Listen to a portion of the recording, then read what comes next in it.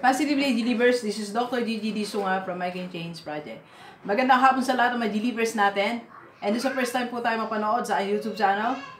Thank you very much. Please subscribe. Click mo na po yan, Doc Gigi Disunga. Okay, so, dapat bang magkaroon ng negosyo ang pamilya ng OFW dito sa Pilipinas? Right?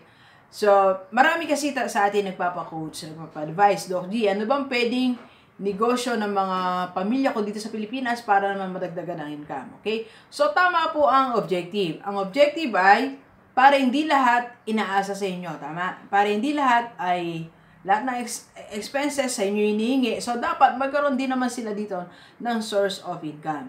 So, ang tanong lang ay, yung bang negosyo ay fit or akma ba sa nature ng pamilya mo dito sa Pilipinas?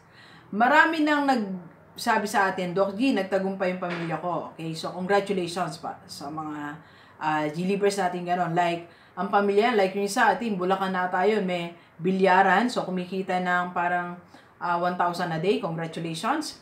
Yung isa naman, merong 6 na tricycle, pinapalabas niya, so congratulations. Yung isa naman, parang may van. Okay, so may mga, may karinderya sila. Yung isa naman, may catering. So, gano'n ang senaryo, nagtatagumpay yon.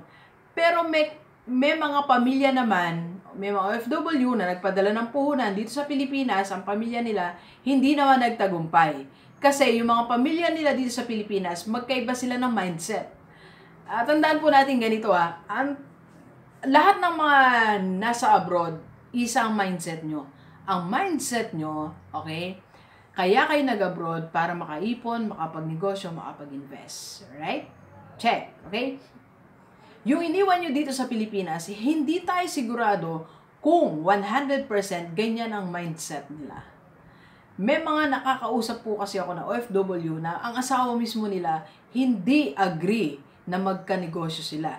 Hindi agree sa ganitong investment. Hindi agree sa ganitong gagawin. So, ibig sabihin, minsan nalalayo na kayo ng mindset.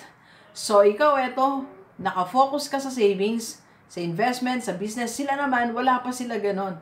Bakit nauna ka? Kasi ikaw ang nandyan, nahirapan ka. Pinapahalagaan mo bawat pera mo, di ba? Pinapahalagaan mo bawat sentimong kinikita mo dyan. Sila hindi nila na-experience yan. Lalo kung may mga nakapun teenager, hindi ka nila maintindihan. Alright? So, kaya ang tanong kung dapat ba magkaroon ng negosyo ang pamilya mo dito sa Pilipinas, ang sagot ko po ay eto. Depende sa nature ng iyong pamilya. Kung kilala mo ang pamilya mo, masasagot mo yan. Kung kilala mo silang matyaga, masikap, naiintindihan ka nila, pareho kayo ng mindset, go for the business. Pero kung alam mo ang pamilya mo dito sa Pilipinas, ayaw nag-aasikaso, ayaw natatali sila ng 8 to 5, 8 to 7, 8 to 6, o may naasikaso, busy sila sa pag-aaral, ayaw nilang naabala sa pag-aaral, busy sila sa paglilinis ng bahay, pag-isipan mo. Baka may ibang paraan para mag-increase ang income mo nang hindi dahil sa negosyo. Alright? So, Doc G, okay. So, pwede kayong walang negosyo, pero pwede kayong magkaroon ng income. For example, okay? Kaya po alam nyo, gusto ko doon sa mga nagtatanong sa akin, gusto ko coaching kasi. Pag nagko-coach po kasi tayo, okay? Nagkakausap tayo, nalalaman ko kung anong background nyo, anong nature ng family dito, para mas na-advise ko kayo. So, dun sa mga busy, hindi nakakapagpa-coach sa akin. So, eto po ang pwede nyong alternative. Kung hindi pwede ang negosyo sa pamilya mo dito sa Pilipinas, anong pwede nilang gawin? Una, you can buy assets. Okay? Bumili ka ng mga bagay na magkakaroon ng income ang family mo. For example, binanggit ko kanina, hindi siya negosyo, mga tricycle, pero kumikita. Kasi papalabas mo lang yun, hindi mo naman maintain. Wala kang inventory. Wala kang susulat na bibilin bukas, AN code, and everything. So, hindi masyadong ma-hassle, di ba? So, kaya-kayang i-manage. Alright? So, bumili ka ng 2 tricycle, kung may pampunan ka, so, yung 2 tricycle na kikita ng, let's say, 100 a day, 200 a day, so that's 400 or 200. Di ba? So, times mo sa 30 yan, malaking tulong na siya. Okay? Kung kaya mo naman ng van, sige, bumili ka ng van. Kung kaya mo ng jeep, bumili ka. So, any asset na magbibigay ng income sa family mo. Okay? For example, yung binanggit ko rin kanina, bilyaran, hindi siya Though business siya, pero madali lang, di ba? I-set up lang dyan. May magbabantay lang ng magbabayad. Walang masyadong iniintindi, walang masyadong binibili. Walang sinusulat na marami. So, hindi abala sa pamilya mo dito sa Pilipinas. Okay? Pero, magbibigay sa iyo ng income. Alright? So, ano pa yung mga pwede mong bilhin na madali lang siyang i-manage, i-operate? Okay? For example, malapit kayo sa school, baka pwedeng magkaroon kayo ng printing, di ba? So, magpiprint lang, magbabayad mga estudyante.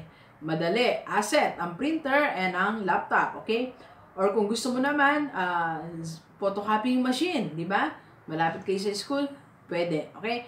So, ito yung mga pwedeng pagkakitaan sa ng pamilya mo.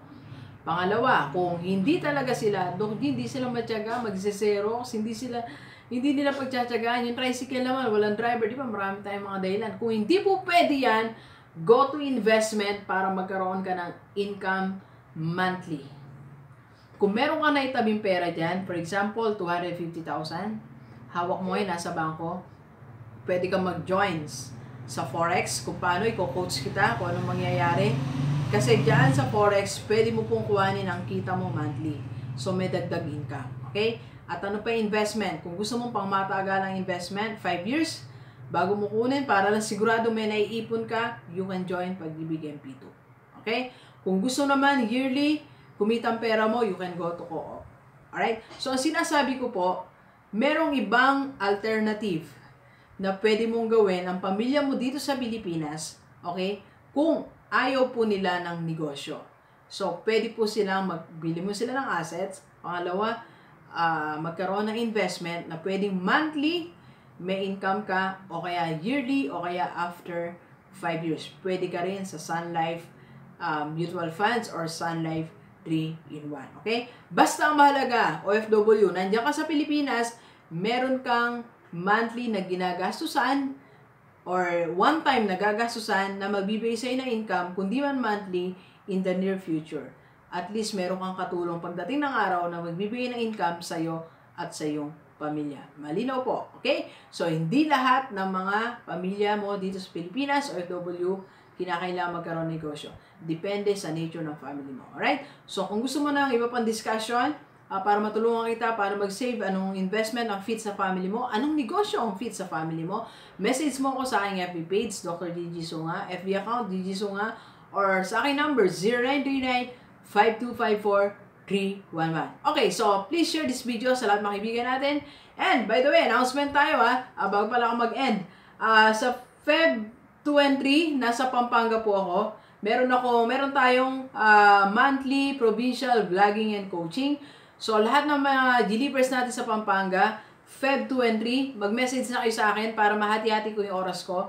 So, ipa-vlog ko yung business nyo and magkakaroon ako ng coaching. Pwedeng family, couple, mag-asawa kayo, or magkakaibigan, or individual. So, para mapag-usapan natin ang plano mo sa buhay, okay? So, kung magkano payment, pag-usapan na lang natin. First come, first serve po So, yung unang magpalista ng Feb 2 and 3, diyan ako sa Pampanga, Saturday and Sunday. And the following month, kasi nga, monthly provincial vlogging and coaching tayo. Susunod na natin ang Bulacan.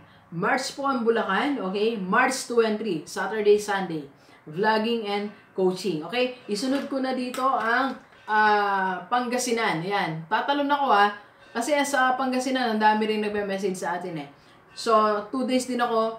March, April natin April, Pangasinan po ako. Ayan. So, 3 months. Saan na natin schedule yung iba. Ulitin natin, Pampanga, March 2 and 3. Bulacan, Pampanga, Feb 2 and 3. Bulacan, March 2 and 3. April, wala pa tayong date, pero Pangasinan tayo. Sulat na natin, Pangasinan. Alright, okay. So, ayan po tinatawag ko. Isa yan sa mga activities ko ngayong 2019 na nakaka-excite. At marami tayong matutulungan, marami tayong pupuntahan lugar. Samahan nyo ko sa aking bawat vlog, bawat coaching per province. Okay? So, thank you very much, Delivers. Enjoy the rest of the day. And, let's go, let's go!